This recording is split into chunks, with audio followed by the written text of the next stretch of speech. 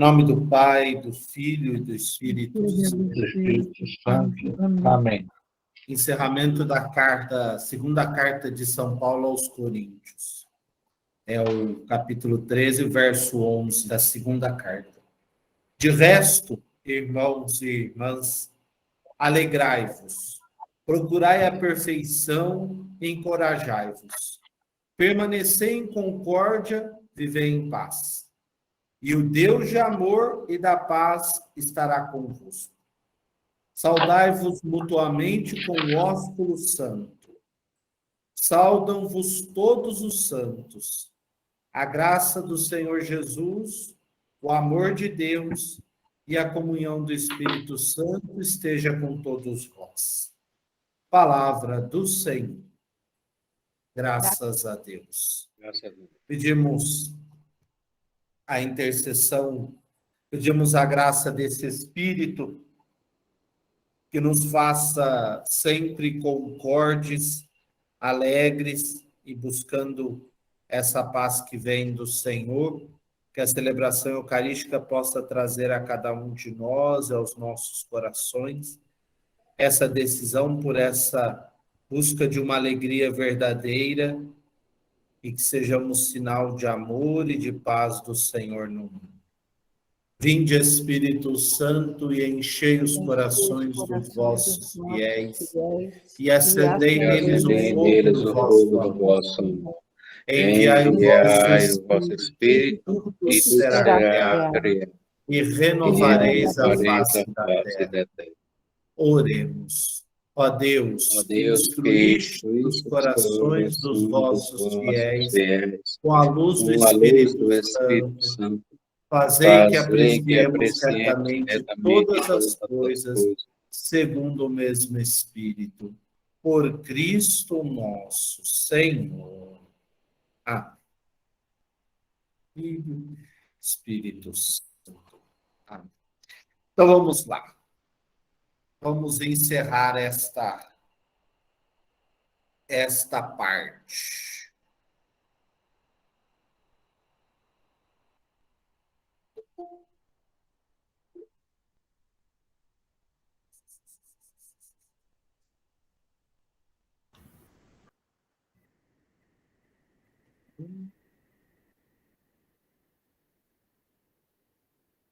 Certo, Bruna?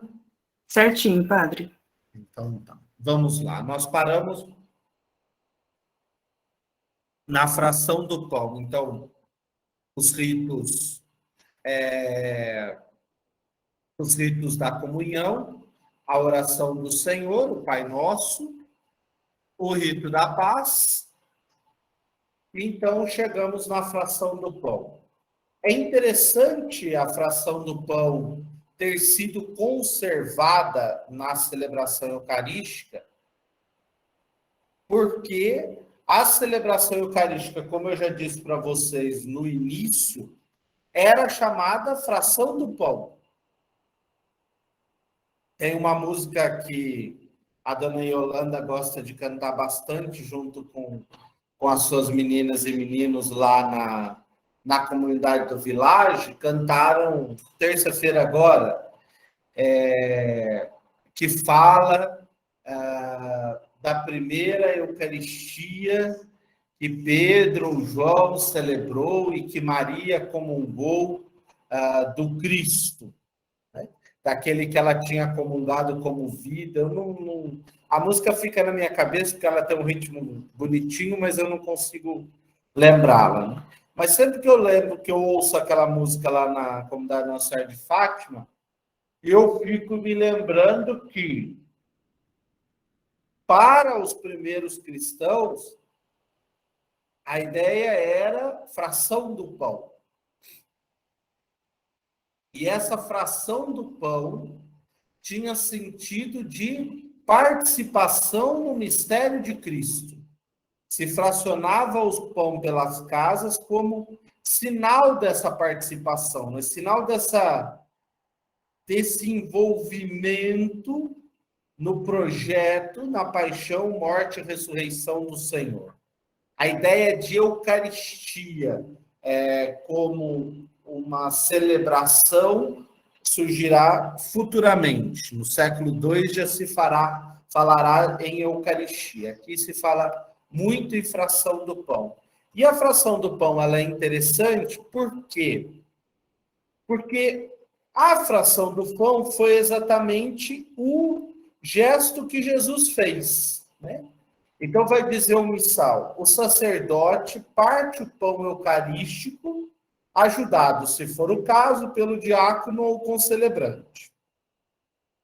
O gesto da fração realizado por Cristo na última ceia, que no tempo apostólico deu nome a toda a ação eucarística, significa que muitos fiéis, pela comunhão no único pão da vida, que é Cristo, morto e ressuscitado pela salvação do mundo, formam um só corpo. Então, primeira coisa que precisamos entender, naquele momento em que se fraciona aquela hóstia maior, né, aquela partícula maior, que ela só é maior para dar visibilidade, não significa que o padre é melhor do que ninguém que está ali, né? Ela só é grande para que tenha visibilidade. A hora que ele fraciona, então é o mesmo gesto que Jesus fez, né?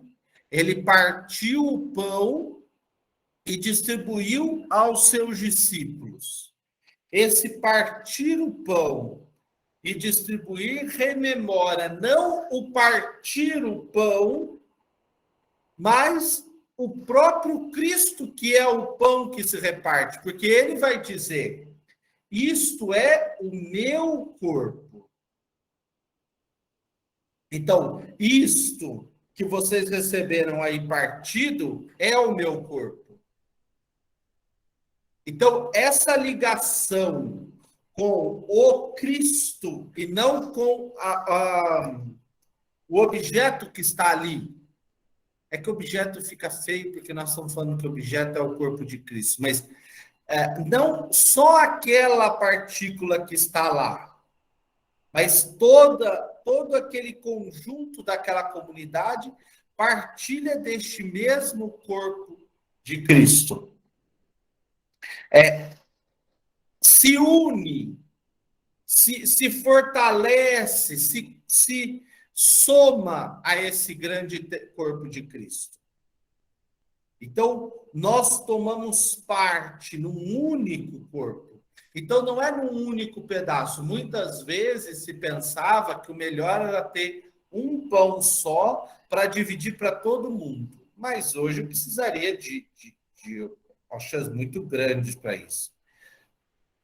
Porque não é só o gesto de sair tudo de um pão que é o grande sinal, mas o gesto sim de saber que tudo aquilo é corpo de Cristo. E uma fagulhinha, como todas as âmbulas, tudo que está ali consagrado, é o Cristo. Não são Cristos, é o Cristo.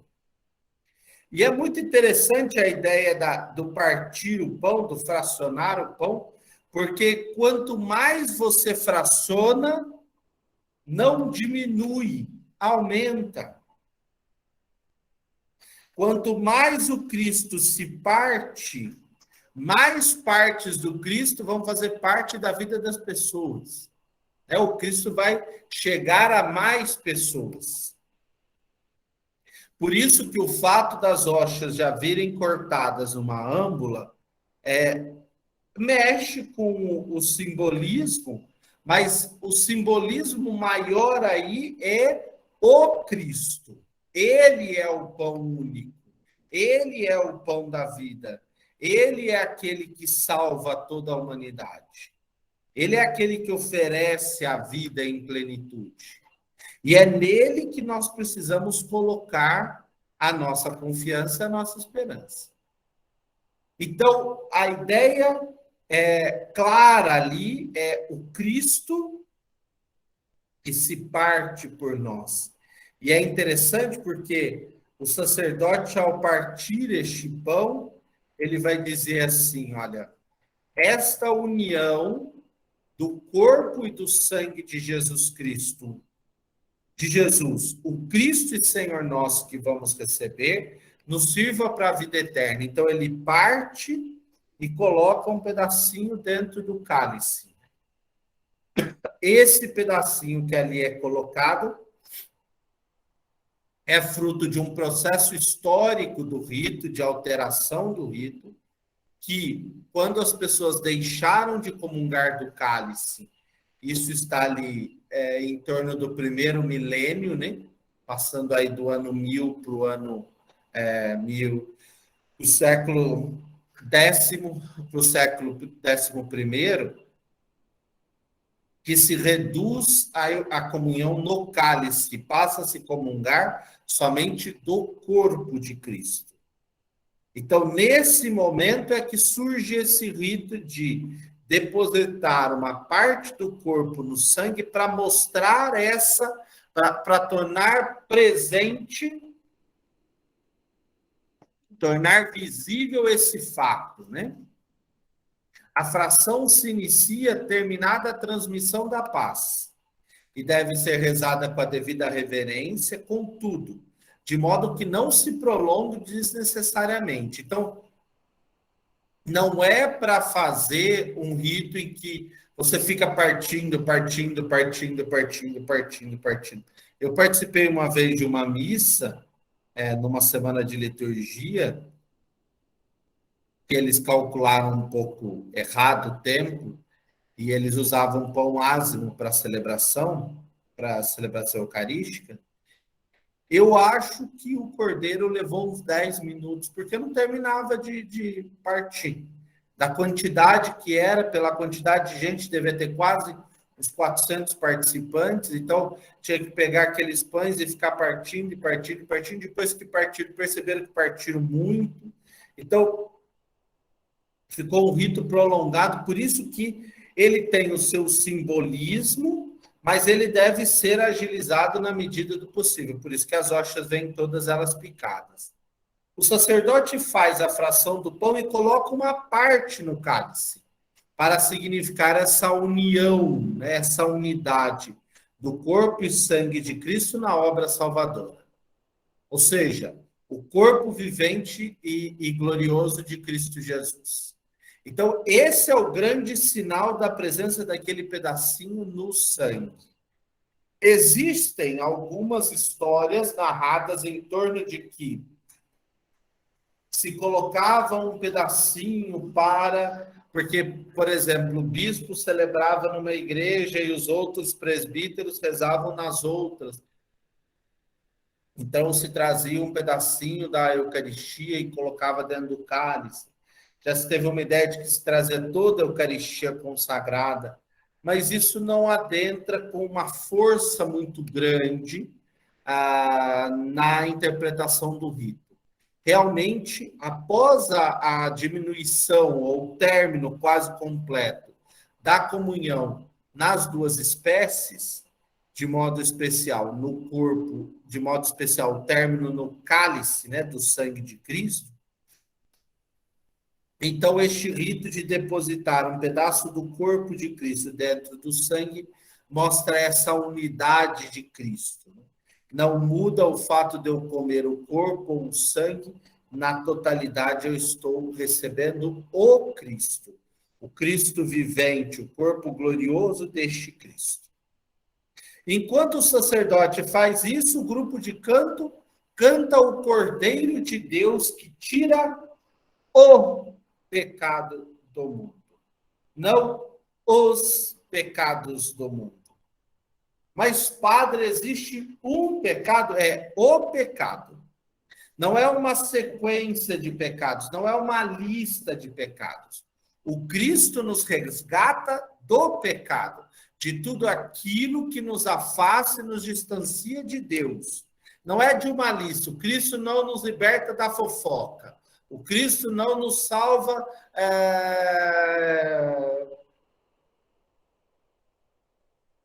de qualquer outra coisa.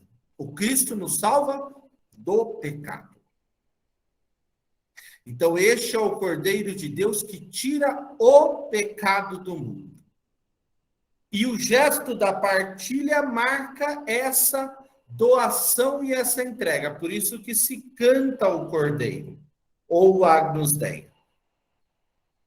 E aqui vai dizer, olha só, o grupo de cantores ou o cantor ordinariamente canta, ao menos, diz em voz alta, então primeiro se canta, se não é possível, diz a súplica, Cordeiro de Deus, a qual o povo responde.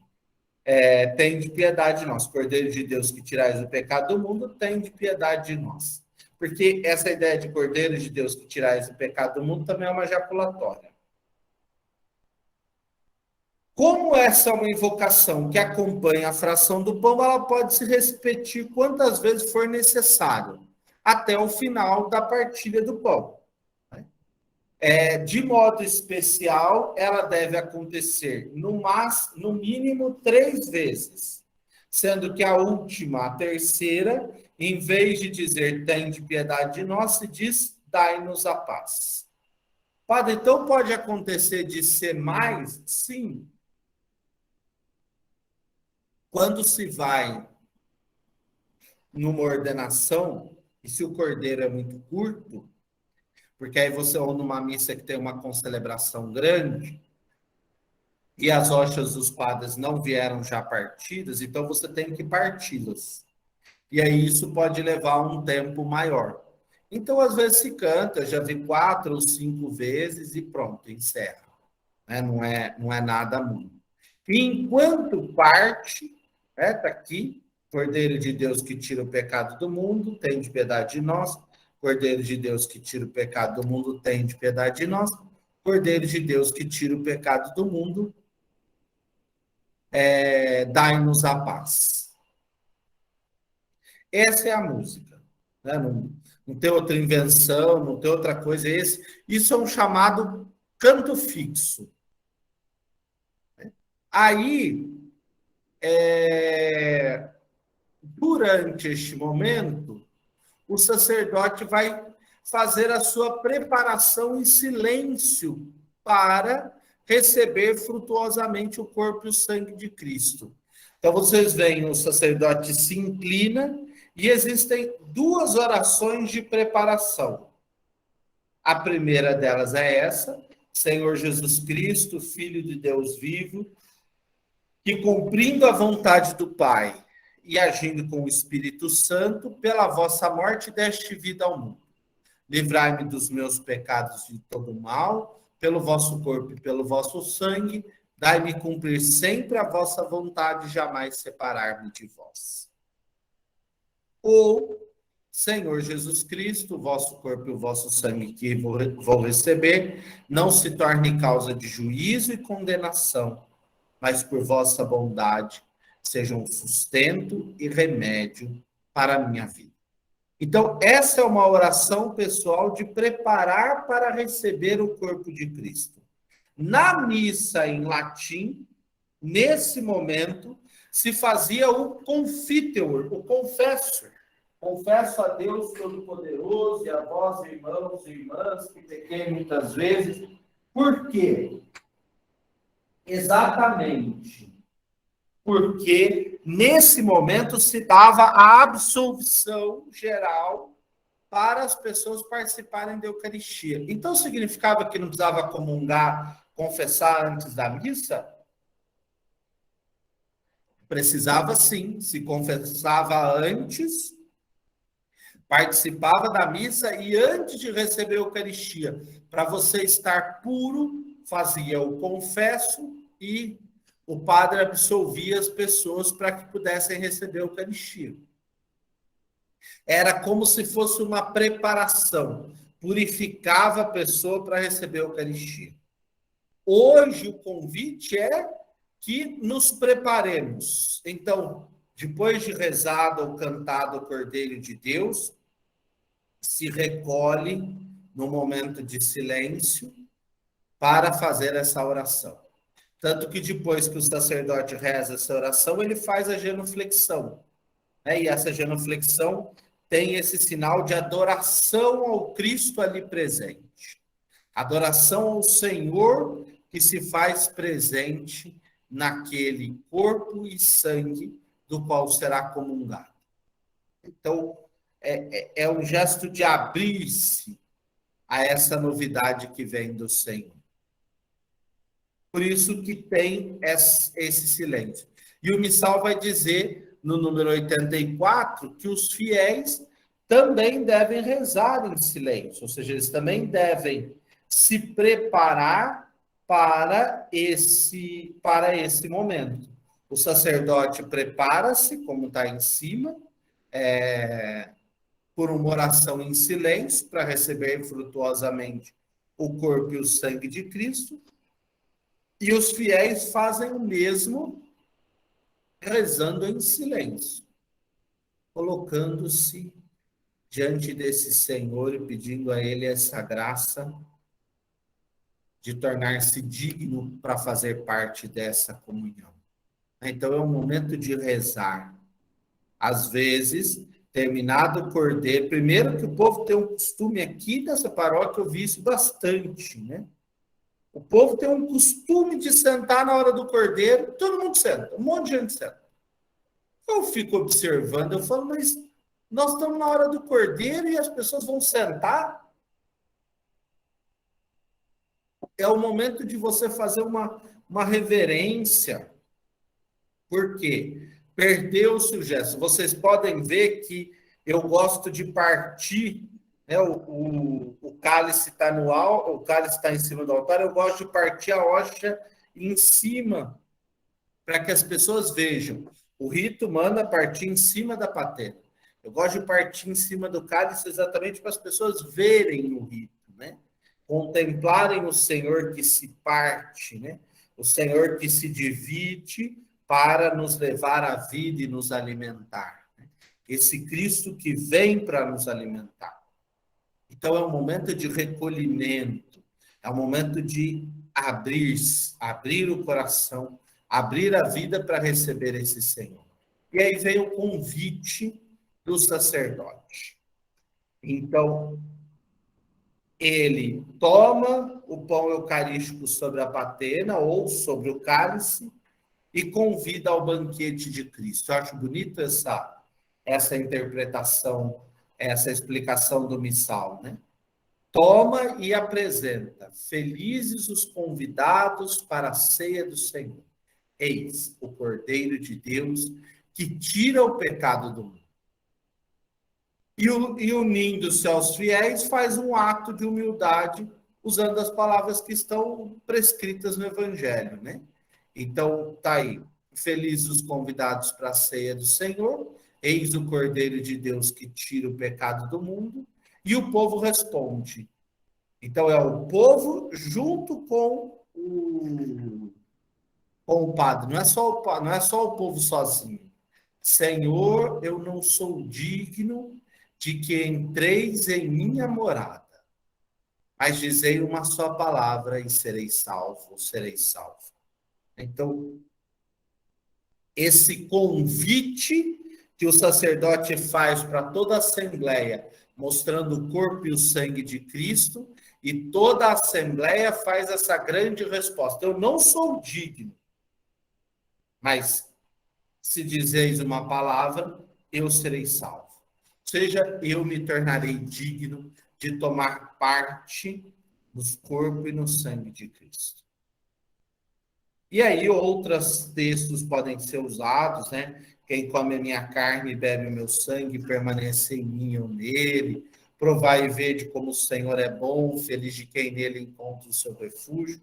Então existe esse convite. Eu sou o pão vivo que desceu do céu. É interessante que são palavras de Jesus, né? Que dá impressão na fala que é o próprio Cristo que fala para nós, né? Provai e vede como o Senhor é bom. Eu sou o pão da vida. Quem come a minha carne e bebe o meu sangue permanece em mim e eu nele. Então é um convite a essa assembleia, né? Venha tomar parte deste mistério. Venha tomar parte desse momento. Né? Nós vamos à celebração eucarística para tomar parte na comunhão. para fazermos comunhão, para entrarmos nessa comunhão com Cristo e com os irmãos através dele. Depois o padre volta a rezar em silêncio novamente, né? Que o corpo de Cristo me guarde para a vida eterna e que o sangue de Cristo me guarde para a vida eterna. E depois vai dizer corpo de Cristo e sangue de Cristo. É importante, aqui há sempre um problema. Padre, eu fico em pé, eu fico sentado, eu ajoelho, o que eu faço enquanto eu espero a comunhão? Fique na posição da qual você se sente melhor para se recolher em oração. Não vou sentar porque eu vou relaxar agora para esperar a comunhão. Não, não é essa hora para isso. É a hora de concentrar-se mais ainda, né? Voltar mais claramente a esse Senhor. Ele é esse Cordeiro. Ele é esse pão da vida. Ele é esse sangue da vida. E eu quero me abrir a receber. Eu quero abrir o meu coração para ir ao encontro dele. Ele é o Cordeiro que me chama e me convida a essa vida plena, a tomar comunhão com ele. É muito recomendável que os fiéis, como também o próprio sacerdote,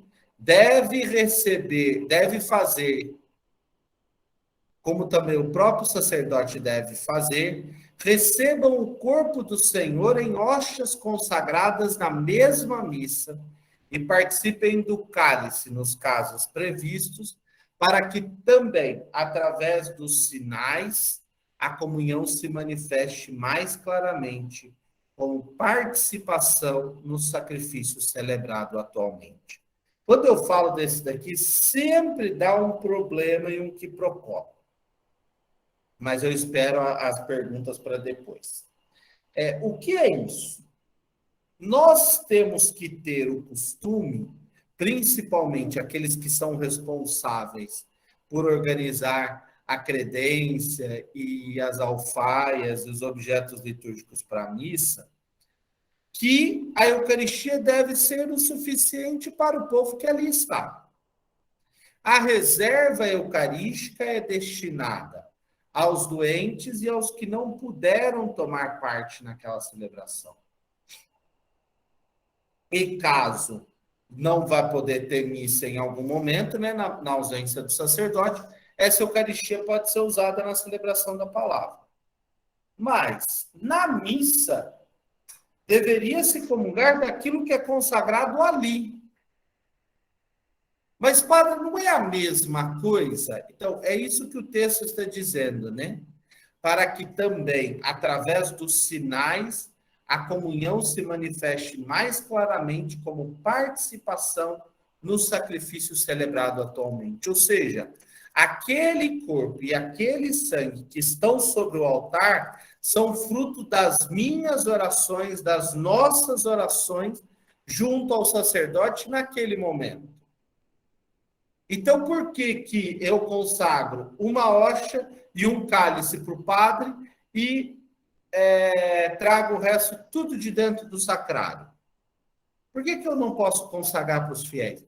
Ah, padre, porque aí fica no sacrário, a gente às vezes tem muito tal. Então, é preciso aprender a controlar. Mas padre, se tem muito, pode trazer? Pode, eu não estou falando que não pode, mas eu estou falando assim.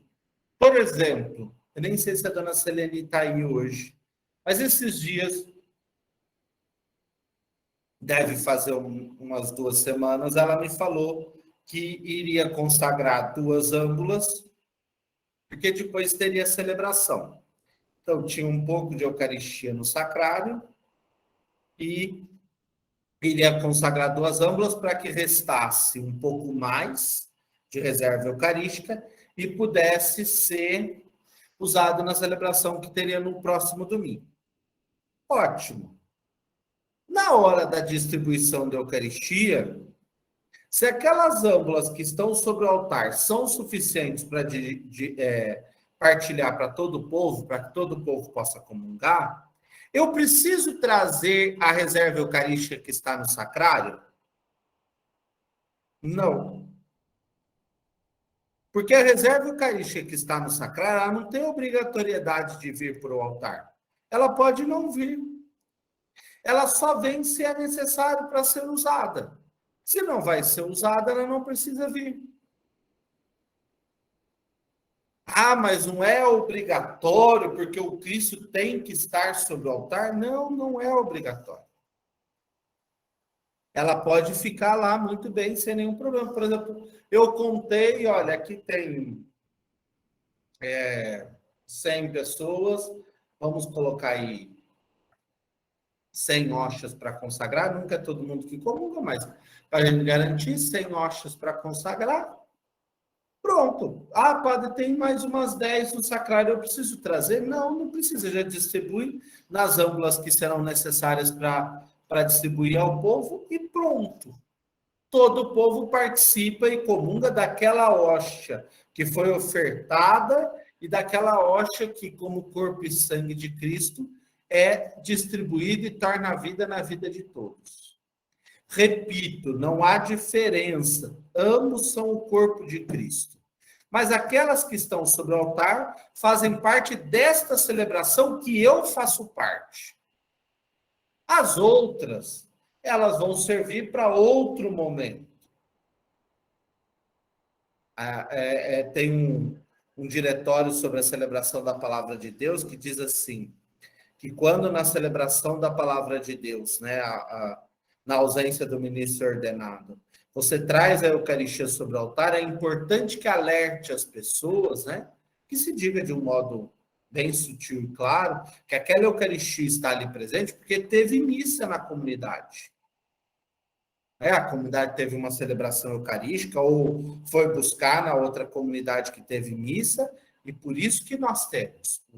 A Eucaristia nos vem pela celebração eucarística e não pela celebração da palavra. A celebração da palavra nós comungamos essencialmente da palavra de Deus. Então, esse vínculo, né? A Eucaristia não vem do sacrário. Porque muitas vezes as pessoas falam assim, aí as hóstias, Jesus vem ali de dentro. Não, a Eucaristia vem da celebração. O sacrário é só para guardar o Cristo para aqueles que não puderam estar presentes ou estão enfermos, ou para um momento em que a comunidade não tiver o sacerdote. Claro, também para adoração e para as orações. Mas a Eucaristia, ela vem da celebração que ali é rezado. Depois eu sei que eu vou ter várias perguntas sobre isso. Existe uma outra pergunta que eu não coloquei aqui. Padre, quando que nós trazemos a reserva eucarística, se ela for trazida para o altar, quando que nós a trazemos? Depende da combinação de cada igreja. Para mim, logo após o abraço da paz, né? A saudação de paz, e durante o cordeiro, está ótimo. Tem algumas pessoas que já trazem no Pai Nosso, também não tem problema. Acho complexo essa vinda na hora do abraço da paz, principalmente se tem o abraço da paz, né? Agora, na pandemia, nós não temos, mas tem muito movimento na igreja, né? Então, alguém pode bater, pode cair. Então, espera para a hora do cordeiro, já vem, traz, coloca sobre o altar e pronto. O que eu faço? Uma procissão solene, ergo Cristo, velas, turíbulo, cruz, tal. O que diz o missal? A Eucaristia sai do tabernáculo onde ela está até o altar pelo caminho menor. Ou seja, é uma procissão digna, com respeito, mais simples. Não é uma procissão do Santíssimo. Você pega dentro do sacrário o cibório e traz ele sobre o altar. Pronto. Ali ele vai receber a devida reverência.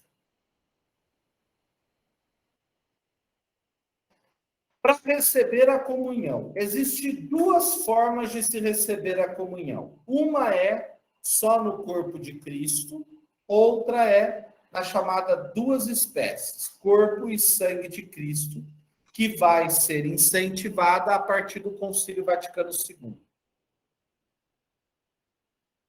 Se você for receber o corpo de Cristo somente, que é o que tem sido distribuído na pandemia, você recebe na mão ou na boca, em pé ou ajoelhado. Agora está recebendo só na mão, né? Mas pode ser na mão e na boca. Na boca, você não abre a boca assim, para a pessoa jogar lá dentro. Não. Você apoia a língua sobre o lábio, para que deposite o corpo de Cristo sobre o seu lábio. Porque aí não corre o risco nem da pessoa que distribui o Cristo tocar na sua boca e nem da Eucaristia cair para fora. Porque na hora que você fecha a boca, se ela não estiver grudada na língua, ela pode ocasionar de cair para fora de volta, de vir para fora. Então, posiciona a língua, né? Posiciona a língua sobre o lábio e se deposita a Eucaristia ali. Pode ser em pé ou ajoelhado. Existem alguns padres que não gostam ajoelhado, mas não tem nenhuma dificuldade. Faz parte do recebimento da Eucaristia. Quando se vai receber o corpo e o sangue de Cristo, aqui nós temos um problema. Só se recebe na boca, não tem outra forma. Tem a forma que não é usada no nosso país, no nosso rito, que é a colherzinha, né? Que eu pedi para vocês assistirem o rito, a Divina Liturgia de São João Crisóstomo, que o Papa rezou em Bratislava. Lá foi servido com uma colherzinha, porque eles misturam dentro do cálice o corpo e o sangue de Cristo e distribuem as pessoas com uma colherzinha. Por causa da pandemia, a igreja da Eslováquia fez 25 mil colherzinhas, cada pessoa tinha a sua, para não acontecer de ninguém, de não transmitir o coronavírus, né? E pode ser recebido também em pé ou ajoelhado, né? Nas duas versões. Não se toma o cálice no nosso país, no nosso rito. Existem alguns lugares que se faz isso, mas não se toma. A Eucaristia intinge o corpo no sangue e deposita sobre a boca da pessoa. Esse mesmo rito, com todo o cuidado. Não se lambreca assim. As pessoas, quando aprenderam esse modo de comungar do Congresso Eucarístico, que a pessoa mesmo se servia, começaram a fazer coisas as mais abomináveis possíveis, né? De querer enfiar a hóstia inteira dentro do cálice pequeno e molha o dedo no sangue de Cristo. Tudo isso se torna profanação. É um pouquinho. Tem gente que balançava assim para não pingar. Não, é só você triscar e pronto. Não é o fato de molhar mais ou menos que vai dizer que é mais corpo ou mais sangue. Não. Porque quando você trisca pouco e levanta, por isso quando eu ensino os ministros a distribuir a Eucaristia, eu falo isso. Trisquem no sangue de Cristo, né? Intinge e levanta. Porque a hora que você levanta, se tiver uma gotinha, essa gotinha escorre e ela vai parar. Porque como nós usamos pão ázimo, ele é muito seco, então não escorre o sangue de Cristo e para ali. Então, essa é a forma de receber a comunhão. E diz o corpo de Cristo, e quem comunga responde amém. É importante ter essa resposta, né? A pessoa recebe o corpo de Cristo e amém. O canto se inicia a partir do momento que o sacerdote comunga, né? E assim vai entoando este canto pela união de vozes, pela união espiritual dos comungantes, né? muitas vezes as pessoas falam assim, o povo não canta nessa hora. Claro, o povo está comungando. Então, muitas vezes o canto é tocado pelo coro e o povo vai meditando e rezando durante o canto. O canto se prolonga até que todos os fiéis comunguem. Acabado, o canto se encerra.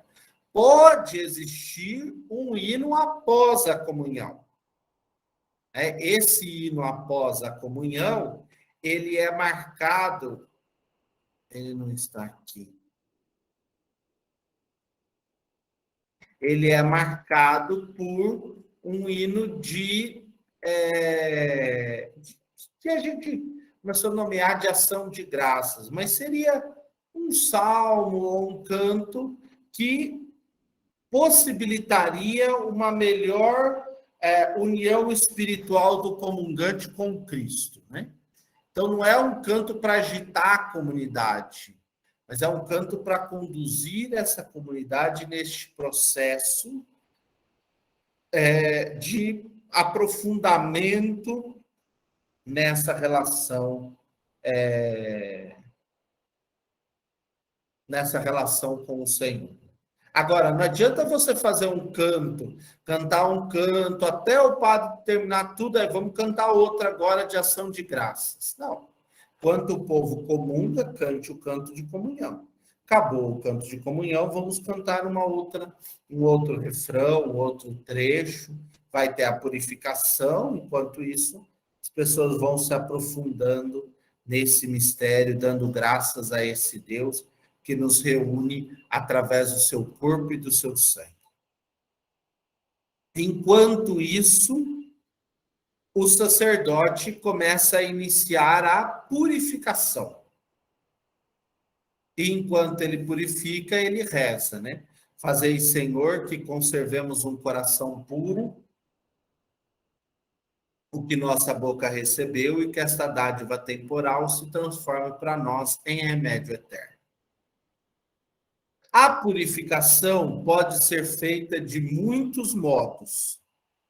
O que é importante, aqui vem um detalhe.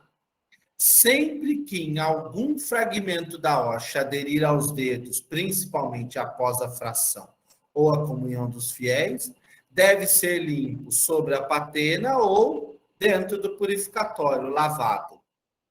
Da mesma forma, recolha os fragmentos que estiverem, que houver fora da patena. Talvez caiu algum em cima do corporal ou ficou algum no cálice. Os vasos sagrados são purificados pelo sacerdote ou pelo diácono ou pelos acólitos instituídos, que nós não temos, depois da comunhão ou da missa. Pode esperar terminar a missa para isso, né? Na medida do possível, junto à credência ou sobre o altar. Pode ser variado isso, né? A purificação do cálice é feita com água ou água e vinho, a serem consumidos por aquele que purifica. A patena seja limpa com o sanguinho, né? O sanguíneo, né? O paninho que existe ali sobre o altar, a alfaia que existe para isso. Cuide-se que a sobra do corpo e sangue de Cristo, que eventualmente restar após a distribuição, seja tomado logo integralmente junto ao altar. Ou seja, quando sobrou, né, a primeira coisa que deve se fazer, o corpo e o sangue de Cristo devem ocupar o seu lugar. O sangue deve ser consumido e o corpo guardado no sacrário, o mais rápido possível. Chega, já organiza isso em primeiro lugar e manda para o sacrário. O sangue nunca fica no sacrário, o sangue deve ser consumido integralmente. E depois purifica. Essa purificação pode acontecer em outro lugar? Pode. Isso vai da organização de cada paróquia, como diz, junto à credência. Futuramente nós vamos preparar os nossos ministros da Eucaristia e aí vamos organizar um modo comum para purificação dos vasos sagrados durante a celebração eucarística e a celebração da palavra. Padre, se alguma hóstia cair no chão, Então, você deve recolher com reverência e depois, se ela não estiver muito suja, você mesmo pode consumir. Né? Às vezes caiu, o chão está limpinho, não tem problema. Você recolhe ela sobre o altar, passa o sanguíneo ali no chão para ver se não ficou nenhum fragmento. Se caiu um pouco do sangue, então é primeiro preciso secar com o sanguíneo, depois você joga um pouco de água para secar novamente.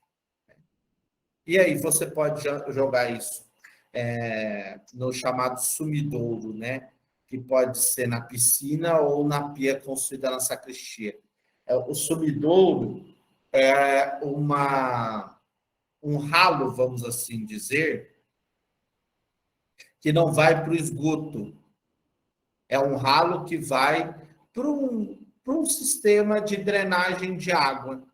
Em vez de você jogar na plantinha, as sacristias antigas, as modernas também têm isso, que é chamado sumidouro. Então, você pode diluir, por exemplo, a hóstia que caiu, a pessoa tinha posto na boca tal, deixa ali, dilui ela na água, coloca ela ali, não quer dizer que deixou de ser o corpo de Cristo, né?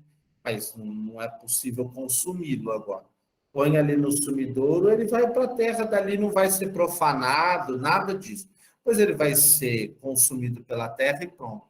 Geralmente o sumidouro tem camadas aí de pedra, areia e tal, e aquilo fica acumulado ali. Esse lugar é destinado só para isso. Não é para toda a água que se lava, é só a água, por exemplo, a água que se lava as alfaias. Então você lava as alfaias, joga ali no sumidouro. A primeira água, a segunda água, joga ali. Depois você lava normalmente.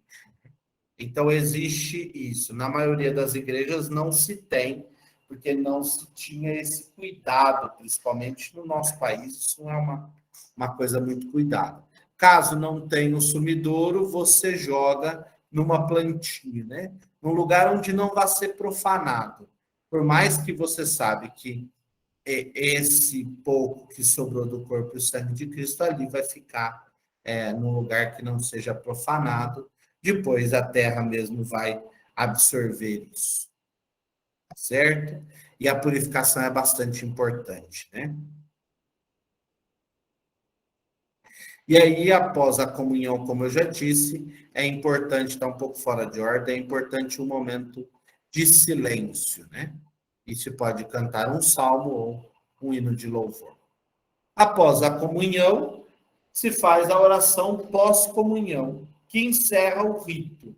Então, encerra toda a liturgia eucarística, desde a preparação das oferendas até o rito de comunhão. Então, essa oração, ela implora para a comunidade os frutos do mistério que foi celebrado. E ela sempre acaba brevemente, né, por Cristo nosso Senhor, ou que vive e reina pelos séculos dos séculos, ou que vive e reina pelos séculos dos séculos. Pode ser dirigido ao Pai ou ao Filho, aí tanto faz. E todo mundo responde amém. O grande rito da Eucarístico teve o seu fim, da liturgia eucarística tem o seu fim nesse momento. Nossa, vai estar atrasado. Vamos lá. Outra curtinha. Aí nós vamos para os ritos finais, né? Que encerram a celebração eucarística. Como os ritos iniciais, os ritos finais são destinados a encerrar. Os ritos iniciais preparam aquela assembleia, os ritos finais enviam essa assembleia para a sua vida cotidiana, né? Traz essa Eucaristia como alimento que alimenta para a vida. Então, são 4 partes. Os breves comunicados, uma saudação do sacerdote à bênção, a despedida do povo e o beijo sobre o altar e a reverência. Então, primeiro, as breves comunicações. É preciso tomar muito cuidado com os chamados avisos, porque os avisos podem tirar a sua paz total e plenamente. ou os frutos daquela celebração. Porque, às vezes, são tantos, tão repetitivos e contínuos que se tornam desnecessários. Então, nós avisamos que vai ter grupo de oração, que vai ter terço dos homens, que vai ter adoração ao Santíssimo, mas não tem isso toda semana? Tem. Então, não sei se ali é o melhor lugar para ficar avisando todas as... mas se não avisa, o povo acha que não vai ter. Então, é aí que está a questão. Então, nós precisamos criar um outro hábito nessa assembleia. Tem pessoas que trazem os avisos para o início, eu já vi isso acontecer, mas não sei se resolve, a assembleia não está tão concentrada assim. Eu acredito que nesse momento é importante comunicar aquilo que é essencial. E pronto. As redes sociais têm nos ajudado muito a continuarmos essas comunicações. Precisamos aprender a criar outros métodos, né? A catequese, por exemplo, fez faixa para colocar em frente às igrejas, para lembrar. Porque não adianta dar todos os recados, com todas as instruções, isso acaba cansando e tornando um pouco enfadonho. A mesma coisa, recados de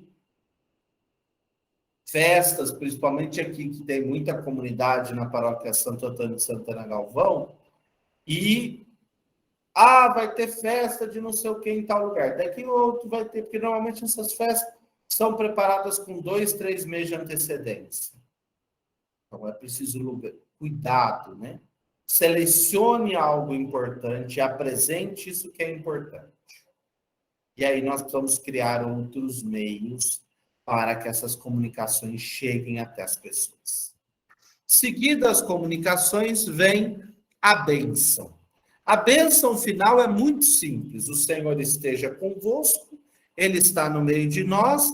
Abençoe-vos o Deus Todo-Poderoso, Pai, Filho e Espírito Santo. Amém. Essa é a bênção final.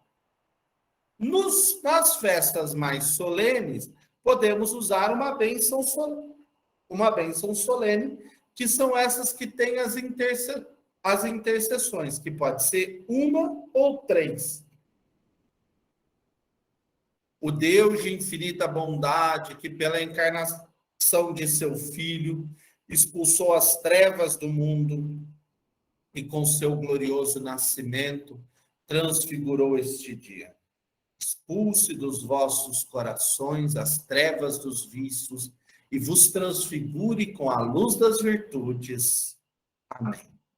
Aquele que anunciou aos pastores pelo anjo a grande alegria do nascimento do Salvador, derrame em vossos corações a sua alegria e vos torne mensageiros do Evangelho. Amém. Aquele que pela encarnação de seu Filho uniu a terra ao céu, vos conceda a sua paz e seu amor, e vos torne participantes da Igreja Celeste. Amém.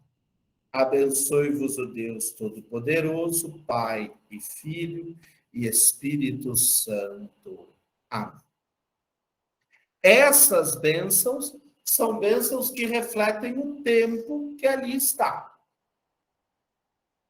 Existem bênçãos para todos os tempos, para festas de santos, etc. Sempre nesse tom mais solene. Esta bênção é uma bênção mais singela, mais simples, e ela se torna tão bonita e tem o efeito da outra. A outra ressalta aí as festividades ou a festividade que se está celebrando. Né? Terminada a bênção, vem a despedida. Ide em paz e o Senhor vos acompanhe. O antigo Ite missa est, deu graça. Então, a alegria do Senhor seja a vossa força, ide em paz, o Senhor vos acompanhe, glorificai o Senhor com as vossas vidas, ide em paz, o Senhor vos acompanhe, levai a todos a alegria do Senhor ressuscitado, ide em paz, o Senhor vos acompanhe. Então, esta celebração, ela não para ali, né? Você leva essa paz e essa presença do Senhor a todo lugar aonde você vai. Você veio da sua casa preparado quando nós começamos há 14 dias atrás, há 12 dias atrás, 12 dias. E agora você volta para sua casa cheio desse Cristo, levando e exalando o bom odor de Cristo. E toda a Assembleia vai dizer, graças a Deus. O padre vai fazer a reverência no altar, o beijo no altar e faz a reverência ao altar e sai na procissão. A procissão de saída normalmente é uma procissão menos solene que a procissão de entrada, porque é só para se encaminhar para a sacristia ou para o lugar aonde o ministro deve ir. Né? Então, é uma procissão simples, né? Nem precisa ter turíbulo, nada disso. Pode ter a cruz e segue. Há uma devoção particular que, após a bênção e despedida, se canta uma antífona mariana antes de sair. Então, todos se viram à imagem de Nossa Senhora e se canta essa antífona. São 4 as antífonas marianas, né? E depois surgiram outros cantos. Uma delas é o Salve Rainha. A outra, ó Mãe do Redentor, do céu ó porta, ao povo que caiu, socorre e exorta, pois busca levantar-se virgem pura, nascendo o Criador da criatura. Tem piedade de nós e ouve suave o anjo te saudando com seu ave. Ó Mãe do Redentor, do céu ó porta, ao povo que caiu, socorre, exorta, pois busca levantar-se virgem pura. Depois, a vossa proteção recorremos, Santa Mãe de Deus. Não desprezeis as nossas súplicas em nossas necessidades, mas livrai-nos sempre de todos os perigos. Ó Virgem gloriosa e bendita. Amém. Essa é chamada Subtum Presidium, a vossa proteção recorremos, né? Subtum Presidium. E Ave Rainha dos Céus, Ave dos Anjos Senhora, Ave Raiz, Ave Porta, da luz do mundo és aurora. Exulta, ó Virgem tão bela, as outras seguem-te após. Nós te saudamos a Deus e pede a Cristo por nós. Virgem Mãe, ó Maria. Estas 4 antífonas são as antífonas das completas, que os padres, os religiosos e os leigos que rezam a liturgia das horas rezam toda noite antes de dormir e finalizam com essa antífona. E a antífona mariana pode ser essa ou pode ser outras, e também ela pode ser cantada. Essa é... eu esqueci do Regina Celli. Eu assisti, por isso que eu chantei só 4. Tem Rainha dos Céus, alegrai-vos, aleluia, porque aquele que trouxestes em vosso ventre, aleluia, ressuscitou como disse, aleluia. Rogai a Deus por nós, aleluia. Regina Celli, letare, aleluia, via Quemeruisti portare, aleluia, resurrexi, sicudixi, aleluia, ora pro nobis Deum, aleluia. Então, as antífonas entram nesse clima de devoção mariana. Eu, como o povo conhece pouco as antífonas, eu costumo rezar uma Ave Maria, né, e seguir. Não rezo depois da bênção, porque se rezar depois da bênção não encontra mais uma alma dentro da igreja, né? O povo acabou a bênção, já some, né? Então, eu rezo antes, logo depois do pós-comunhão. Mas o certo é dar a bênção, reza a antífona, ou canta a antífona e sai, né? A despedida. Eu queria, para finalizar, ler um trechinho de um texto de São João Crisóstomo, sobre o comentário à primeira carta de Timóteo. Olha o que ele diz. Mas que digo? Está falando sobre o corpo de Cristo. Não é somente mediante isto que testemunho o meu amor, mas também mediante meus sofrimentos. É o Cristo falando para nós. Por ti fui coberto de escarros e de pancadas. Despi-me da minha glória, deixei meu Pai e vim ter contigo. Tu que me odiavas, fugias de mim e não querias sequer ouvir meu nome. Eu te segui, corri atrás de ti para me apoderar de ti. Uni-me a ti, amarrei-te a mim, segurei-te e abracei-te. Olha que bonito isso, né? Parece assim, é a ideia do seduziste-me, Senhor, eu me deixei seduzir. O Cristo, ele vem, e ele vem por causa de nós, e ele vai atrás de nós, e ele se interessa por nós, ele nos envolve. Aí vai dizer, come-me, disse eu, e bebe-me, e te possuo no céu, e te abraço aqui na terra. Olha que bonito, quando a gente come e bebe o sangue, o corpo e o sangue de Cristo, o próprio Cristo nos possui no céu e nos abraça aqui na terra. Não é suficiente para mim possuir no céu tuas primícias, pois isso não sacia meu amor. Desço ainda sobre a terra, não só para me misturar contigo, mas para enlaçar-te. Sou comido, faço-me em pedaços, tudo para que seja profunda a mistura, a fusão, a união. As coisas que unimos continuam cada qual nela mesma.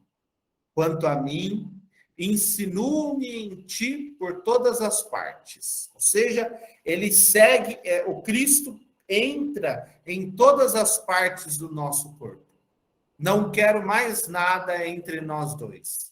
Quero que os dois nos tornemos um. Lindíssimo esse texto. Esse texto eu uso ele na aula, né? Uma das homilias de São João Crisóstomo. São João Crisóstomo é uma figura que não tem do que se falar, né? Mas eu achei bonito essa imagem, né? Ele une-se a nós, ele nos abraça, ele nos envolve, porque ele não quer mais que sejamos dois, mas ele quer que nos tornemos um com ele. Então, o seu corpo e o seu sangue, quando entra em nós, eles vão entrando em todas as partes até nos tornarmos um só com este Cristo.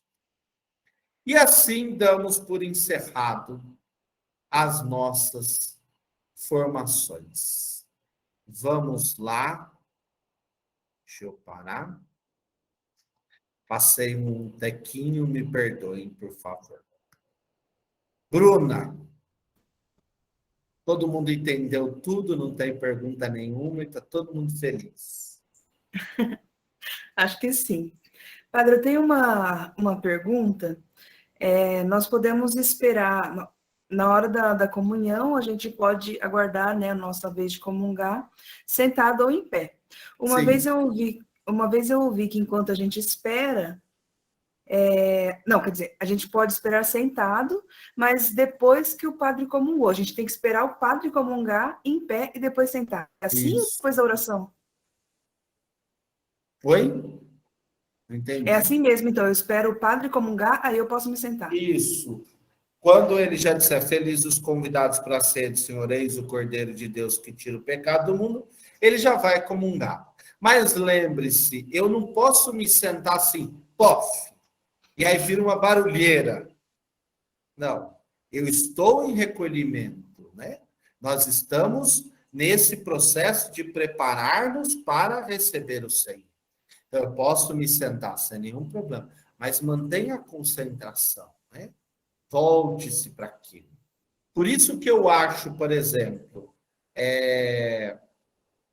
é melhor o grupo, eu não sou daquele que define aqui ou ali, mas é melhor que o grupo de canto ache o seu momento. Então, vamos comungar no início? Pronto, comunga no início e pronto. Porque depois, no final, fica aquele negócio meio assim, a gente vai parar no meio, aí a vozinha lá na frente continua, ou o padre aqui continua, e fica aquela coisa meio... Então, se vamos comungar no final, então nós vamos parar para isso. Eu achei legal a dona Rose e a dona Iraci, ontem, elas entraram no refrão no final da música, que a graça de Deus cresça em nós sem cessar. E aí a dona Rose viu que o ministro já estava começando a subir, e o refrão é grande. Mas a dona Iraci deu uma aceleradinha assim para encerrar a hora que o ministro entrasse.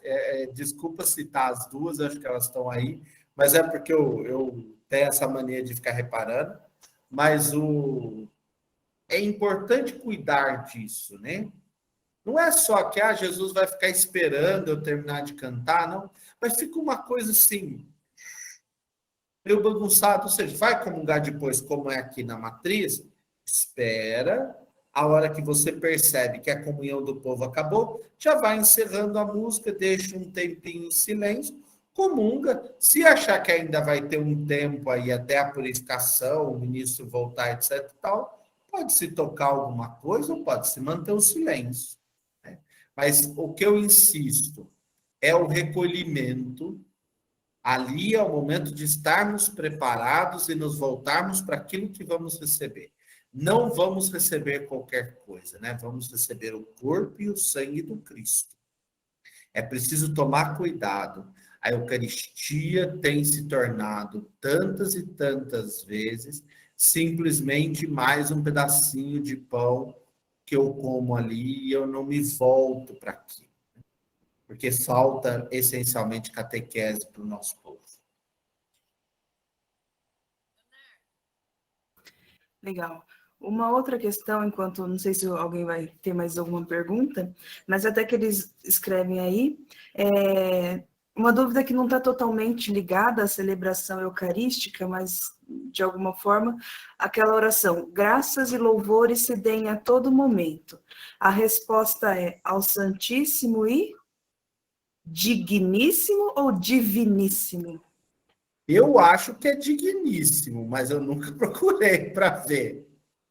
Eu Digno ou também acho que é divino, digníssimo, eu mas acho cada que é lugar usa de um digníssimo. jeito. Porque não existe essa ejaculatória em nenhum livro oficial. Não existe esse rito ali. Né? Então, normalmente, a Eucaristia, no rito da Sagrada Comunhão fora da missa, a Eucaristia é colocada sobre o altar com um canto de ação de graças. Então, não tem isso que o Brasil tem, né? Então, existe aí essa questão. Mas digníssimo ou diviníssimo está ótimo. Não tem problema.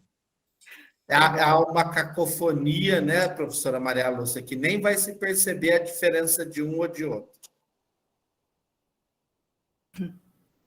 Legal, então a gente abre aí a Maria Lúcia.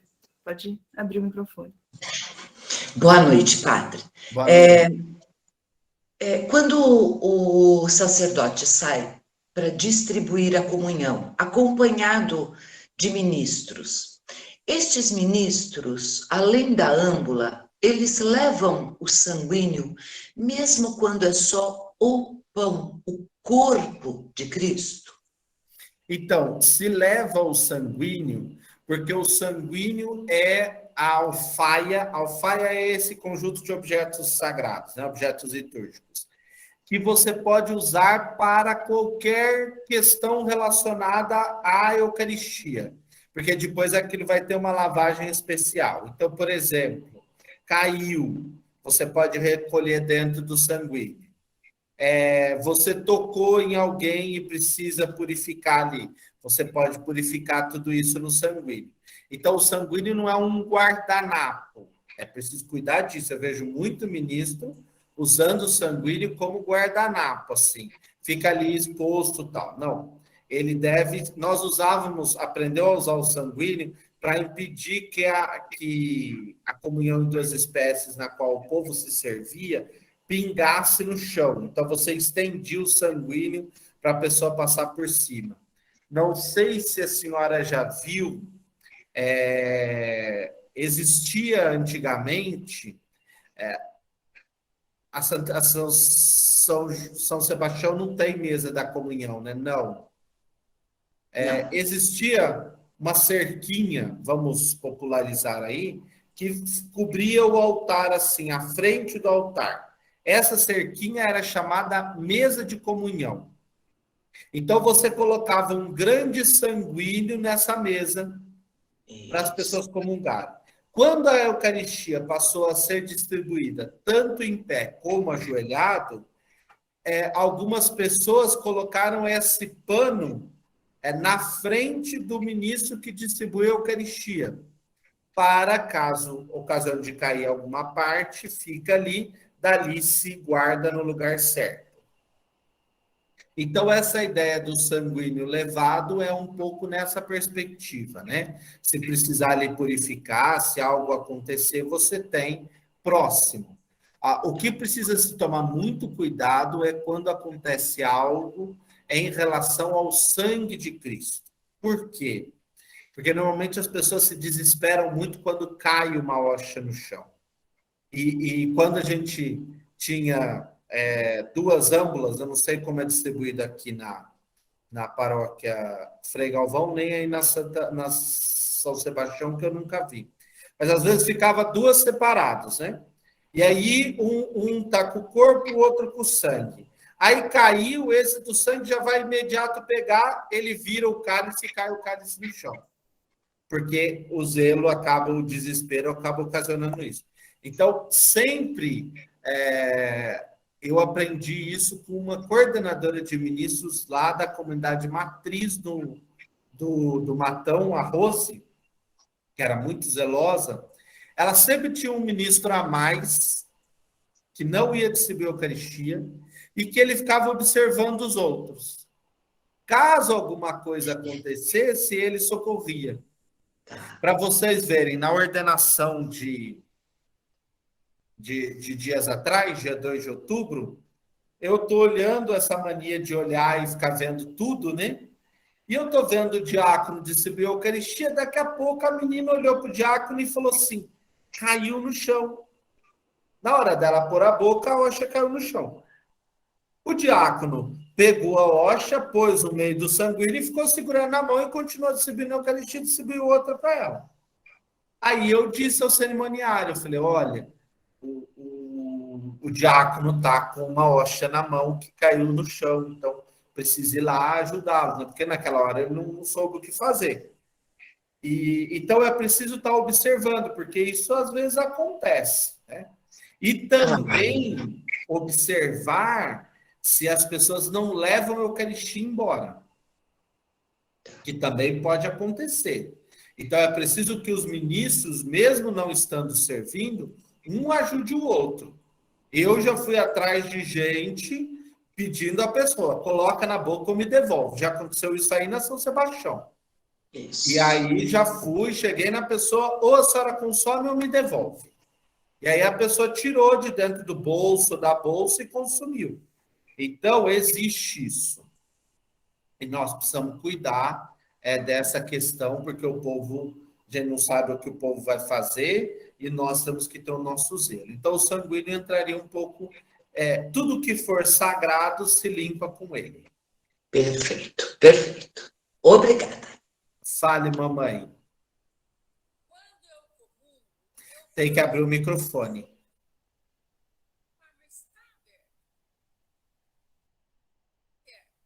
Está aberto? Então não está te ouvindo.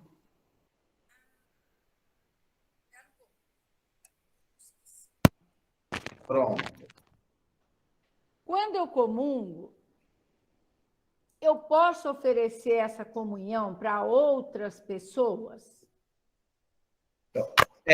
Ontem se celebrou o pedido de Nossa Senhora da Rosa Mística, a enfermeira Guerina, Ferina, que dizia que 13 de outubro é dia da comunhão reparadora, todo 13 de outubro. A comunhão reparadora nasceu numa ideia devocional. Então, eu comungo por aquele que não comunga.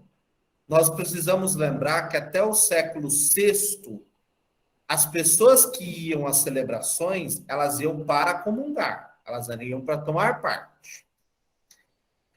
Daí para frente, começou-se a se ter a noção de pecado muito maior e a decisão pelo Cristo muito menor. Enquanto uma começou a crescer, a outra começou a diminuir. Os primeiros cristãos tinham uma decisão pelo Cristo elevadíssima, que morriam por ele. E isso vai diminuindo. E aí esse cristianismo social vai perdendo a força no testemunho. E as pessoas param de comungar por causa dos seus pecados. Ah, porque eu fiz isso, eu fiz aquilo, eu não vou comungar, ou eu estou em erro, ou eu estou isso, eu estou aquilo. E aí uma pessoa comungava pela outra. Existiu um tempo, no auge da Idade Moderna, né, no início ali da Idade Moderna, século XVI, que o padre comungava por toda a sua assembleia. O povo não precisava comungar. Existia essa ideia. O padre comungou, toda a assembleia comungou, porque ele, para comungar, precisava estar santificado. Então, houve um distanciamento da Eucaristia. Essa pandemia trouxe um grande questionamento para a nossa cabeça, que é a tal da comunhão espiritual. Eu posso entrar em comunhão sem nenhuma dificuldade, mas nós vamos à celebração eucarística para comungar o corpo e o sangue de Cristo. Comungar da palavra, comungar do Cristo plenamente. Padre, se eu não estou preparado, prepare-se. Qual que é o problema? Ah, mas aí existem as situações N, disso, daquilo, daquilo outro. Existe. Então, isso é o que eu falo. O rigor do pecado ficou menor do que o testemunho e a decisão. Então, eu digo assim, como professor de Eucaristia, eu diria a você, não vá à missa para comungar pelo outro. Vá à missa e reze aquela missa por aquela pessoa. Eu acho que tem mais valor. Quando eu dizia lá na oração coleta, oremos. Nesse momento, coloquem. Eu quero oferecer essa Eucaristia que nós estamos celebrando pelo meu filho, pelo meu esposo, por aquela pessoa que está doente, e pronto. Por quê? A pessoa vai fazer comunhão com você na oração. Ela convertendo-se, ela vem ao encontro do Cristo na Eucaristia. Não sei se deu a entender. Deu, ok. Porque essa ideia de eu comungar pelo outro, a comunhão espiritual foi um pouco esse tentar resolver um problema, né? Que é o problema assim, as pessoas não podiam ir às igrejas. Então, a comunhão existia de forma espiritual, nesse sentido que a pessoa entrava em comunhão com o Cristo. Isso é muito interessante, por exemplo, São Francisco de Assis é o maior nisso, mas Santo Antônio e tantos outros também fizeram muito isso. Santa Clara, né? Santa Clara tem até o milagre que a missa aparece para ela, né? Por quê? Eram pessoas, São Francisco, quando fala que São Francisco ficava em adoração, não pensem que ele ficava em frente ao ostensório, tá? No tempo de São Francisco não existia ostensório e muito menos Cristo exposto. O que São Francisco adorava? A Deus. Então eu posso me ajoelhar e adorar a Deus. Estou adorando a Deus. Pronto. Eu não preciso estar com o Cristo exposto na minha frente para adorá-lo? Não. Eu posso ir na frente do sacrário e rezar. E adorar a Deus e não precisa estar exposto. Essa ideia do só exposto parece que virou uma perspectiva nossa de que é só a imagem, né? Se eu não ver, eu não vou conseguir fazer.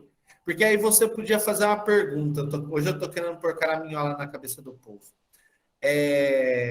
Essa adoração pela internet, você não está ao vivo. A mesma coisa, adorações gravadas, né?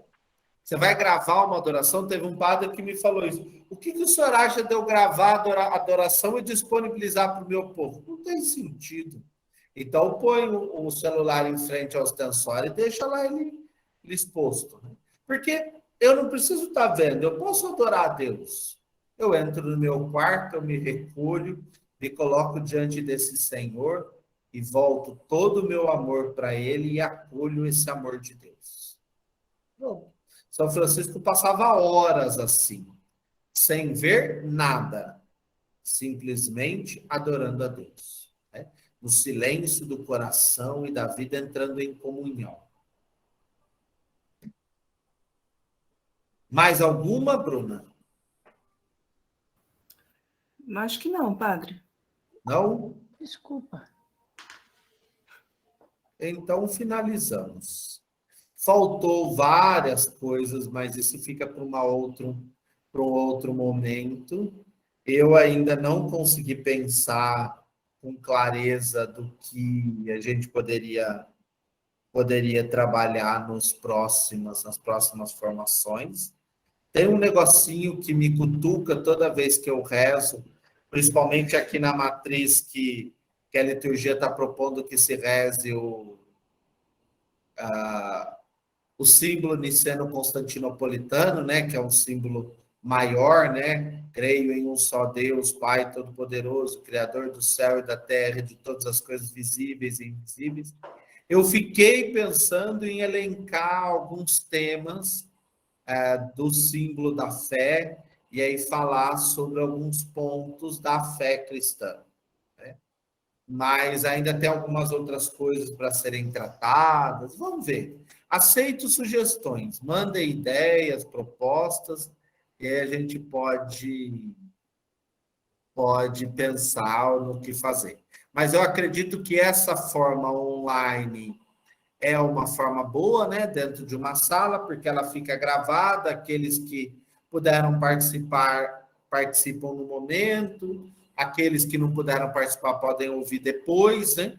Então tem aí essa possibilidade das formações ficarem gravadas aí por mais tempo. É melhor do que live, porque corre menos risco de cair, de ter problemas técnicos, né? Aqui você está dentro da sala, protegido, então vão mandando sugestões, a gente vai recolhendo e aí depois a gente discerne para que rumo seguir, aonde iremos nós.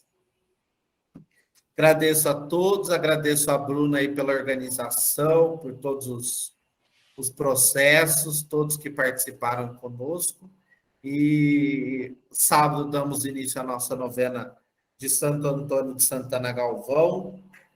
Então vai sair um período grande de oração aqui na nossa paróquia e daí, planejando, a gente manda a todos uma nova proposta.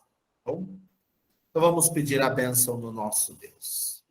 O Senhor esteja convosco, Ele está no meio de nós. Por intercessão de Frei Galvão e da Virgem Santíssima, desça sobre cada um de vós e permaneça a bênção do Deus Todo-Poderoso, Pai, Filho e Espírito Santo. Amém. Fiquem em paz, boa noite a todos e boa semana. Boa noite. Boa noite. Boa noite. Só avisando, olha, as comunidades eu já comprei o diretório litúrgico, um para cada comunidade, vai chegar aí para as comunidades, e aqui vocês têm aquilo que eu disse, todas as instruções sobre a missa de cada dia, tá bom? Aí vocês dão uma curiada lá, pede para os chefes da sacristia, deixar vocês darem uma olhadinha. Esse é para 2022. Aí já dá para pegar aí e começar a usar e a observar.